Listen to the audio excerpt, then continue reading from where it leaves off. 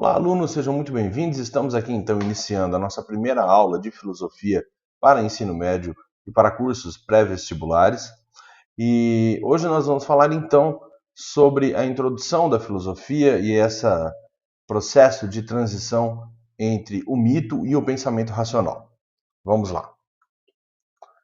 Em primeiro lugar, é importante, compreender que muitos alunos me perguntam, mas professor, o que é filosofia? Principalmente alunos do primeiro ano do ensino médio, e talvez outros também que não tenham tido contato com a filosofia em outros tempos, e me perguntam, professor, o que é filosofia?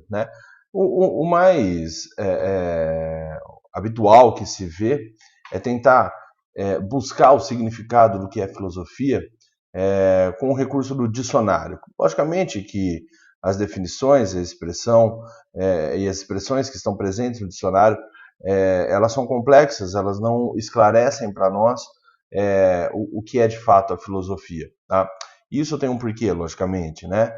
A filosofia ela só pode ser conhecida no curso do seu aprendizado. Só podemos dizer de fato o que é filosofia se nós tivermos contato com a história do pensamento filosófico, como a gente vai ver. Nesse sentido, essa intimidade preliminar com a própria filosofia ela é necessária para que nós possamos compreender de fato o que é filosofia. Nesse sentido, a palavra filosofia ela é uma palavra composta por duas outras expressões gregas, que é a palavra filho e sofia, sendo filo ou filos, aquilo que deriva de filia, que significa amizade, o amor fraterno, o respeito entre os iguais, e a sofia, que quer dizer, também é um nome muito conhecido, mas esse nome ele tem um significado, ele significa, em especial, a sabedoria. Nesse sentido, costumamos dizer que, de uma maneira bem geral e bem genérica, filosofia significa amizade pela sabedoria, o amor, o respeito pelo saber. Mas, mesmo assim, saber essa definição não nos permite entender o que é filosofia de fato. Por quê? Porque a filosofia, como eu disse, ela só pode se definir aí no curso da sua história. Ela vai se modificar aí ao longo do seu próprio discurso e somente com a imersão nos estudos realmente filosóficos que nós podemos aí compreender o que é filosofia. Tudo bem?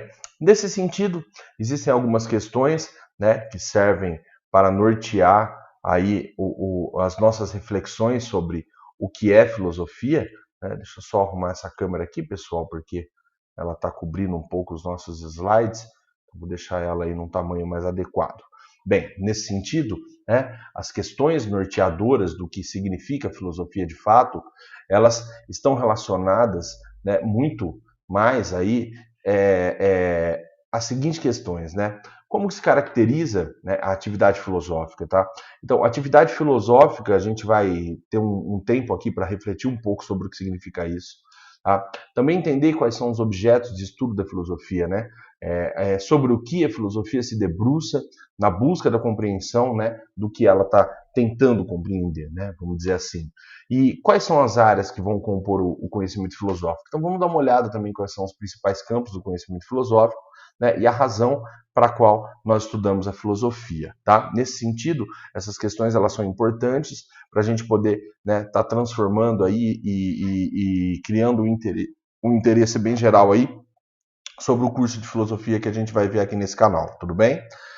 Bem, em primeiro lugar, para a gente entender o que é filosofia, nós precisamos entender que antes da filosofia existir, as explicações sobre o mundo e sobre a realidade eram propriamente explicações mitológicas. Nesse sentido, o que significa o mito? O mito ele vai ser sempre uma narrativa sobre a origem de alguma coisa. E aí podem ser várias delas, o homem, o fogo, os elementos, o bem e o mal, etc. e tal.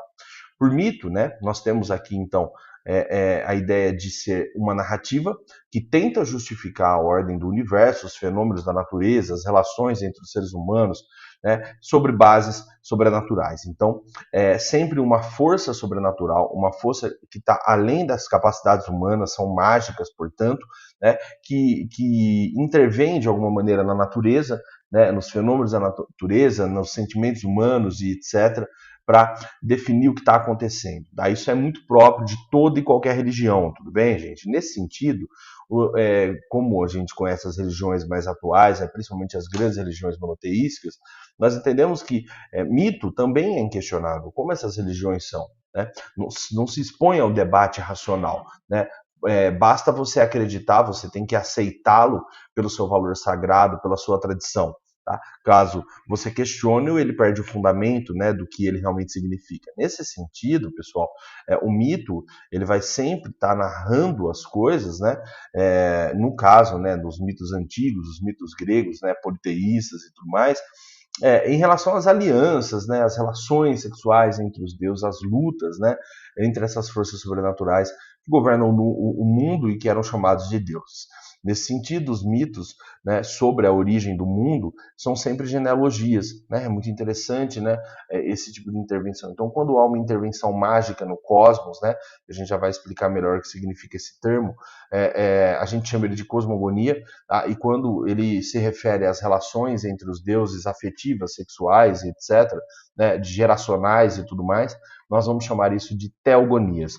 Veja bem, teogonia, então, é a genealogia que descreve os graus de parentesco entre os deuses, a ordenação das forças divinas e vão sustentar o cosmos.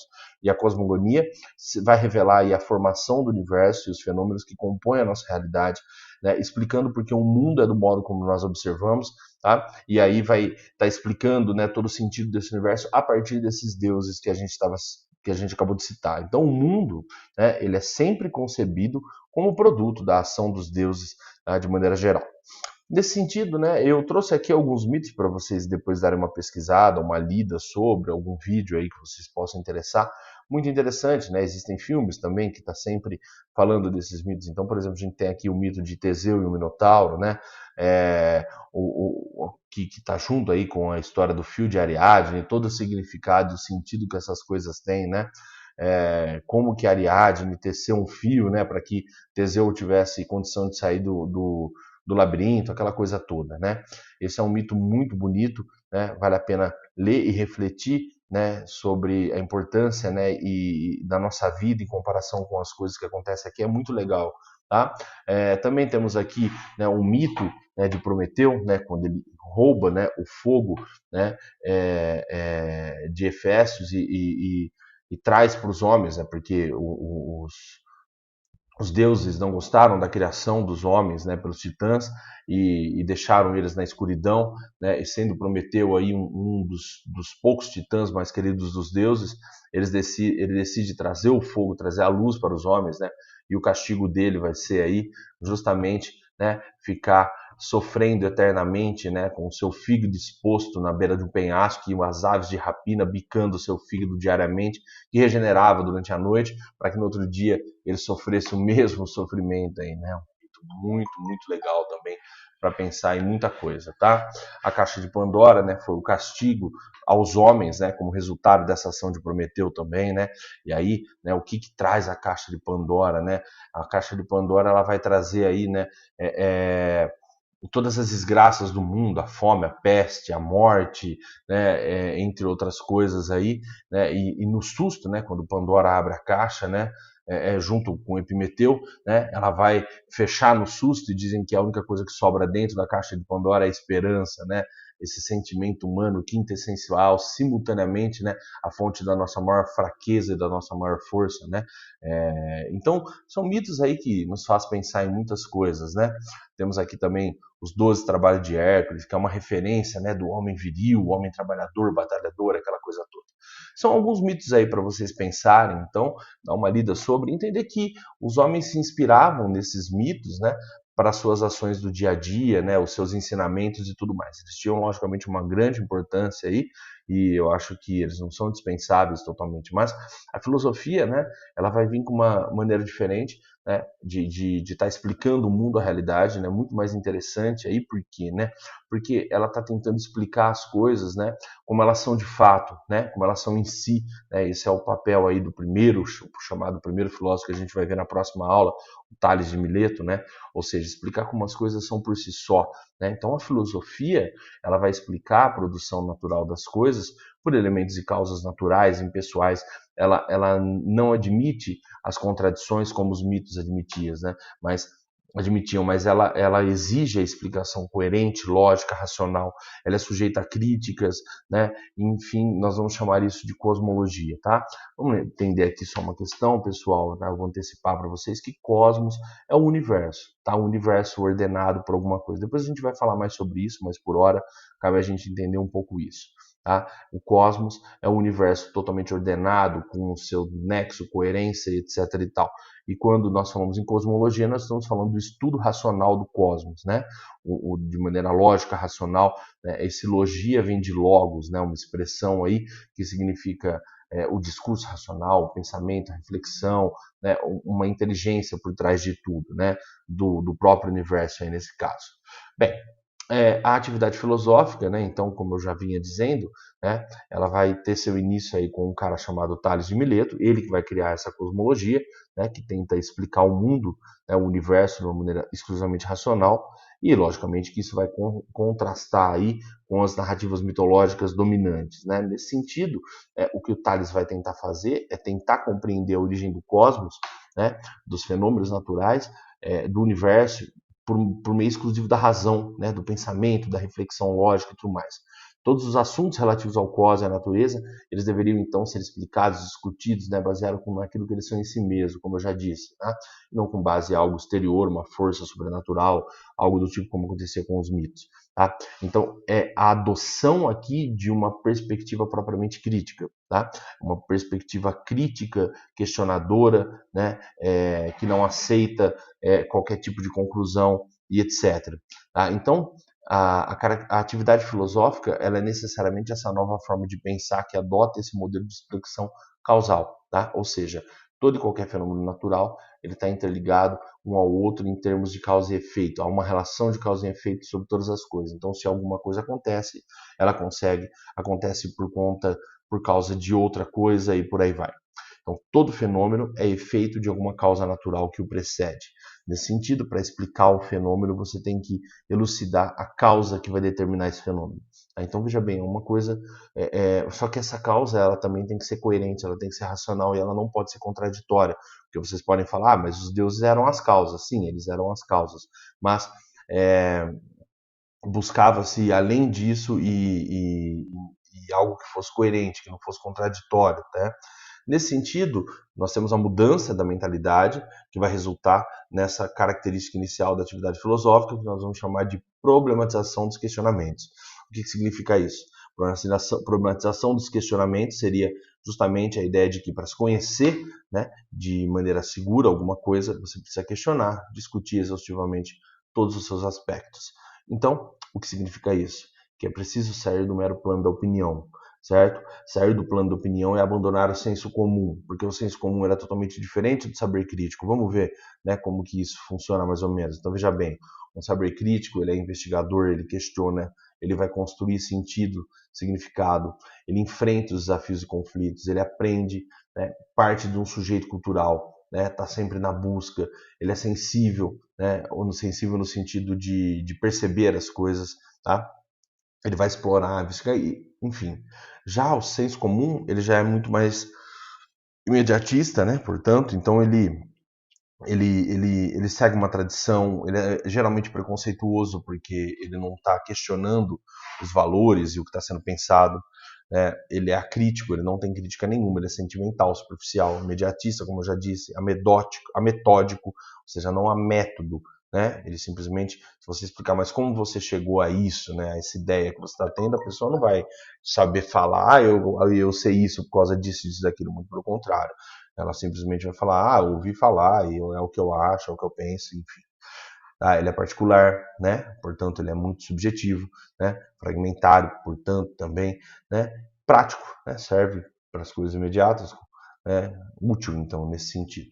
Tudo bem, gente? Então, a filosofia e as ciências humanas, de maneira geral, todo e qualquer pensamento científico, na realidade, é sempre um saber crítico. O senso comum é outra coisa, né? Que essas tradições abandonam. Então, aqui a gente vai, tanto nas aulas de filosofia, quanto nas aulas de sociologia, buscar sempre desconstruir o senso comum. Tudo bem, gente? Adotar, então, uma postura crítica. Bem, no que se refere aos campos, os temas, os procedimentos do saber filosófico, né? Em primeiro lugar, falando aqui nos campos, né, do pensamento filosófico, a filosofia ela vai se dividir em uma infinidade de áreas, né, uma infinidade de especializações, vamos dizer assim, que vão se ocupar cada qual aí de uma maneira geral. Logicamente que as coisas estão muito relacionadas, né? Por exemplo, a gente não fala de filosofia política sem falar de ética e filosofia moral, né? A moral, a ética, ela é algo que está totalmente relacionado à questão política, então é difícil falar. Também a questão da antropologia filosófica, que é como você pensa o homem, né? A concepção de homem que os filósofos têm também serve para eles explicarem a ética, a filosofia política, a própria teoria do conhecimento e tudo mais, né? Nós temos a lógica. Quando falamos de ontologia e metafísica, é a ciência que busca o sentido das coisas, aquilo que é o ser propriamente, né? O ser é o sentido, o ser é a essência, né, de todas as coisas, aquilo que está por trás, aquilo que não é visto tão facilmente, que exige, né, um esforço mental para ir além, né, do físico, por isso que chamamos de metafísico, né? Gnosologia e teoria do conhecimento, né, seria as escolas filosóficas que estudam as capacidades humanas de conhecer, né, e como podemos conhecer as coisas. Né? A epistemologia, né, filosofia da ciência, já seria uma área que estuda justamente a consciência humana, né, é a ciência que estuda a ciência, a filosofia que estuda a ciência, que estuda o conhecimento de maneira mais geral. É um refinamento ainda maior da teoria do conhecimento, da gnosologia. Tudo bem? A estética, né, que vai estudar a arte, né, de maneira bem geral, a filosofia da história, tá? E a filosofia da linguagem e a filosofia da mente. Tudo bem? Então temos vários campos do saber filosófico que se cruzam, né? E muita coisa aí vem sendo produzida até os dias de hoje. No que se refere à origem da filosofia, né, o que nós temos aqui são dois pontos bastante controversos. Né? E, em primeiro lugar, dizer que a filosofia ela tem raízes orientais, né, o chamado orientalismo, né, ou ela seria uma invenção grega, né, o que a gente chama de o milagre grego ou a tese, né, do ocidentalismo, tudo bem? Ocidentalista ou ocidentalista, tanto faz. Então, chamamos de milagre grego. Então, e um outro ponto controverso é a filosofia, ela é algo totalmente original, né? Algo que simplesmente rompeu com os mitos totalmente e seguiu um caminho diferente, ou ela é uma continuidade dos pensamentos? Então, a gente vai ver um pouco essas duas coisas aí, como que funciona. Tá? Em primeiro lugar, então, vamos falar da primeira contradição entre orientalismo e ocidentalismo. Tá? Essa tese ela está lá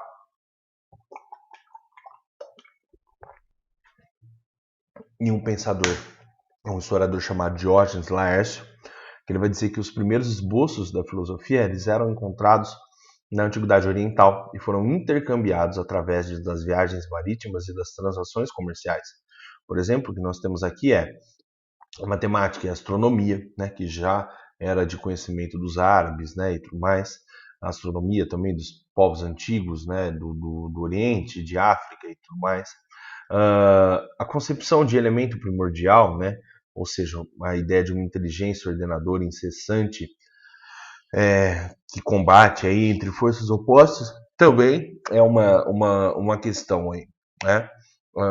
A ideia de uma força que conecta todos os seres, que há uma comunhão com tudo, isso também já era algo que os orientais já pensavam, já falavam sobre as leis da transformação do mundo e a ideia de corpo mortal e uma alma imortal. Então esses são alguns dos exemplos, né, que segundo esse historiador já havia, né, e os gregos nas suas viagens, nos seus contatos com outros povos, passaram a ter, né, um interesse por essas coisas, então não é algo totalmente novo, são problemas que os gregos exploraram muito mais, mas não nasceu com eles propriamente.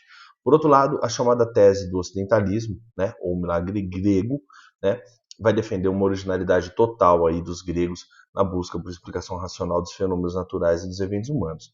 Então, por exemplo, no que se refere à matemática, os gregos deram um tratamento inédito, né, a ela.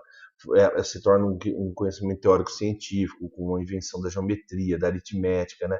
Serve justamente para refletir e vai muito além dos usos propriamente práticos, como, por exemplo, já havia no Egito Antigo. Né?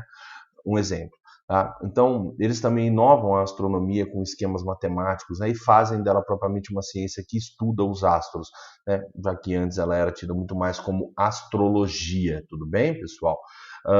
Os gregos também eles inventaram uma nova maneira de conceber o cosmos e eles vão acabar antecipando aí algumas descobertas que vão permitir conhecer o mundo e os seus fenômenos. Tá?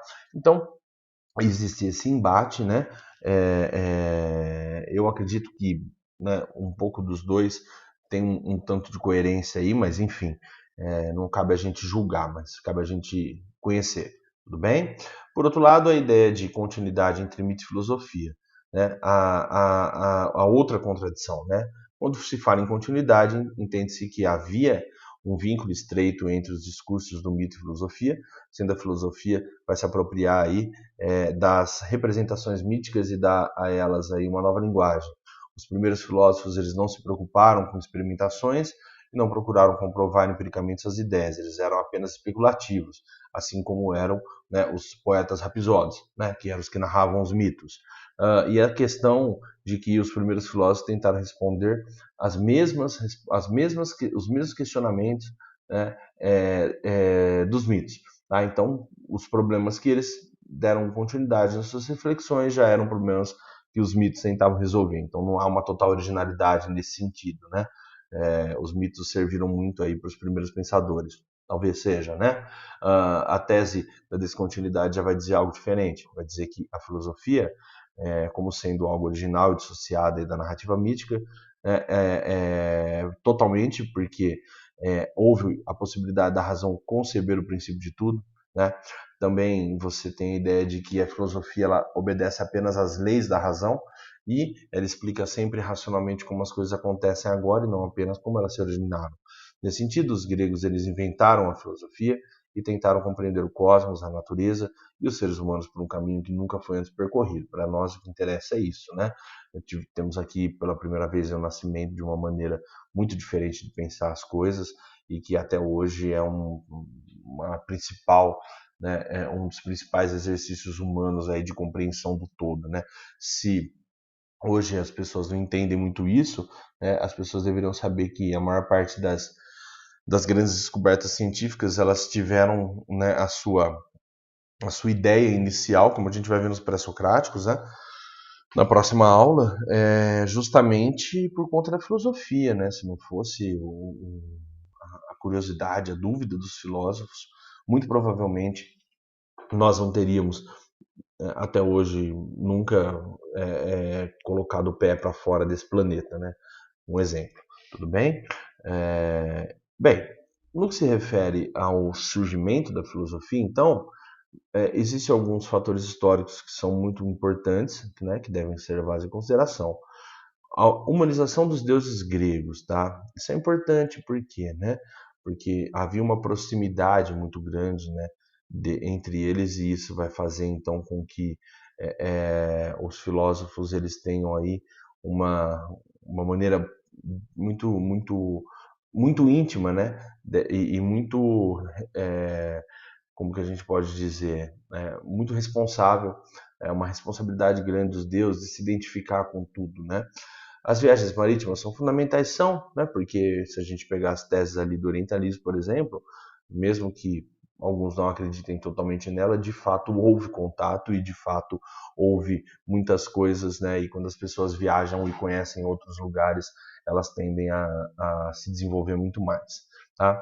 O desenvolvimento de uma economia comercial urbana, né? Isso é muito importante porque cria uma vida pública, né? Onde as pessoas estão próximas entre elas, onde elas dialogam, onde elas conversam e têm um contato muito mais e uma vida mais ociosa também, em alguns sentidos, né? Já que era uma sociedade escravista, e isso faz então, né, ali embaixo eu coloquei a questão do ócio, né? O ócio ele é muito importante, né? Ser uma sociedade escravista, né? Você não tem necessidade de você trabalhar e tudo mais, a maior parte do tempo esses homens estavam discutindo sobre todo e qualquer tipo de questão e de problema e tudo mais. O uso da moeda, né, ela é muito importante também, porque incita ao cálculo, né, a aproximação dos povos e tudo mais, né, por intermédio do dinheiro. A retomada da escrita alfabética era muito importante, por quê? Porque quando você registra uma coisa, você está aceitando a possibilidade da contradição. Por que que os mitos, por um lado, não eram questionados? Porque é a autoridade do poeta Rhapsody, daquele que irrita, né? Daquele que narra o mito, né? Assim como, vamos dar um exemplo, na época da Igreja Católica, durante a Idade Média, né? Apenas os monges detinham conhecimento, tinham o monopólio daquilo tudo. Então, se um padre dizia alguma coisa, as pessoas não sabiam ler nem mesmo a Bíblia, né? Tanto que os reformistas, as primeiras coisas que eles fizeram, no caso de Lutero, foi traduzir a Bíblia para o alemão, né, para que mais pessoas pudessem ler as escrituras propriamente. Então, é um exemplo aí, né, que a escrita alfabética é muito interessante. Um calendário, né, um calendário laico, ou seja, tá um mundo que agora está sendo contado, o tempo passa a ser contado não mais somente a partir de deuses, tá? E o surgimento da política, política que incita o conflito, a discussão, a divergência de ideias, pensamentos e tudo mais, é um dos principais fatores históricos aí, tá? Além do ócio que eu falei, nós temos também a questão do tauma, né, que a gente chama de espanto, admiração, perplexidade e assombro. Para que isso aconteça, logicamente, as pessoas têm que estar em movimento, então a viagem, viajou, foi para outro lugar, uau, que mundo louco, que coisa interessante, quero conhecer mais sobre isso. Conversar com outras pessoas, né? Ter tempo para ficar pensando sobre as coisas, observando mais as coisas, isso leva ao espanto, à admiração, né? E acho que isso é muito importante aí também. Certo, pessoal? Então, no que se refere à introdução do pensamento filosófico, né, uma ideia inicial é o que foi colocado aqui, não precisa falar muito mais sobre isso. Tá? O importante agora é que a gente esteja aí se debruçando sobre os pensadores propriamente. E os primeiros deles serão, então, os pensadores pré-socráticos. Tudo bem? Então, um forte abraço a todos vocês, bons estudos, e eu espero que esse curso, né, que a gente vai se propor a colocar aqui, os vídeos todos de toda a história do pensamento filosófico, sejam aí do agrado de vocês. Tudo bem? Um forte abraço aí e até a próxima.